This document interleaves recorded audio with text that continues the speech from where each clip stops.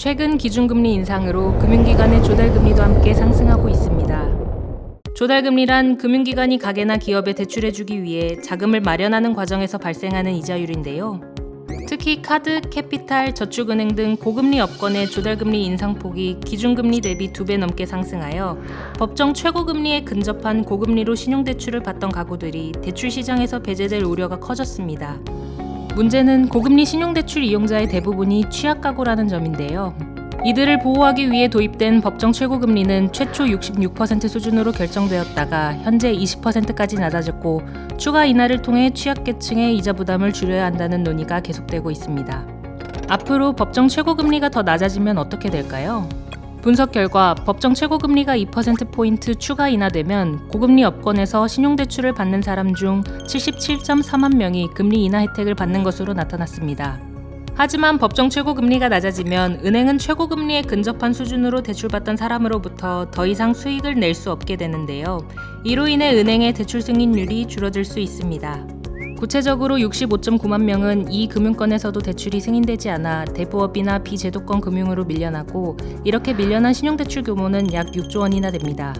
심지어 해당 가게들이 보유한 기타 대출까지 포함하면 최대 33조 원의 연체가 발생할 수 있습니다. 그렇다면 법정 최고금리가 지금처럼 20%로 고정된 상황에서 조달금리가 상승하면 어떻게 될까요? 법정 최고금리를 인하하는 경우처럼 취약가구가 대출 시장에서 배제되는 현상이 나타나는데요. 반면 일부 가구의 금리가 인하되는 긍정적 효과는 나타나지 않았습니다. 조달금리가 2%포인트 인상되면 이 금융권 신용대출을 받을 수 있었던 가게 중 약 69만 명은 대출이 승인되지 않으며 배제되는 신용대출 규모는 약 6조 원으로 해당 가게들의 모든 대출을 합산할 경우 최대 35조 원까지 연체가 발생할 수 있습니다. 기준금리 인상으로 조달금리가 상승하는 현상은 불가피해 보이는데 현재처럼 법정 최고금리가 고정되어 있으면 취약가구는 계속해서 대출 시장에서 배제될 가능성이 커 보이는데요. 이러한 부작용을 완화하기 위해 시장 금리에 따라 법정 최고금리가 변동하는 연동형 법정 최고금리를 적용하면 어떤 영향이 있을까요? 조달금리가 2%포인트 상승한 상황에서 연동형 법정 최고금리를 적용하여 분석해봤더니 배제되었던 차주 중 98.6%가 다시 대출 시장에 참여할 수 있게 되는데요.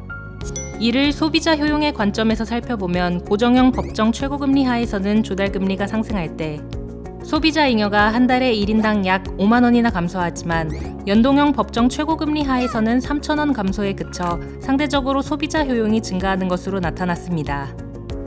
법정 최고금리 수준의 높은 금리로 대출을 받는 사람들은 주로 취약계층이고 이들 중 상당수가 다중채무자입니다.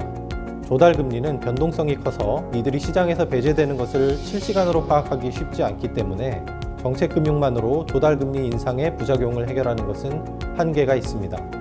이러한 점을 고려하여 법정 최고금리를 시장금리와 연동함으로써 금리 인상기에도 취약계층에 대한 롤오버가 원활히 이루어질 수 있도록 해야 합니다.